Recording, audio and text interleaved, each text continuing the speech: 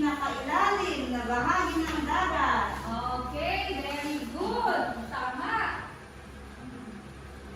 Okay, next. Okay, yung mga pangarap na mayakda na binanggit ninyo, may pag-asa bang matupad ang kaunang pangarap or ng mga pangarap na may akda? May pag-asa? Wala? Meron o wala? Wala. Wala. Bakit? O, sa palagay nyo, bakit? O, Cora. Ma'am, pangarap ng maging lumangoy pero wala siyang asa. Pangalawa, ma'am, gusto niyang lumipad pero wala siyang papa. Very, very good. Pagkabigyan na natin siya ng 5 bagsak.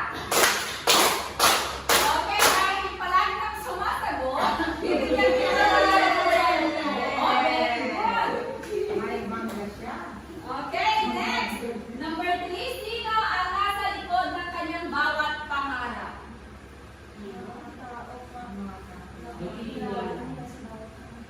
O, Daisy. Tumayo. Yung mga tao na kinikilala niya sa bawat pangarap, ma'am. Okay, yes. So, maaaring si Daisy yun, maaaring si Cherry, maaaring tayo lahat. Okay. O,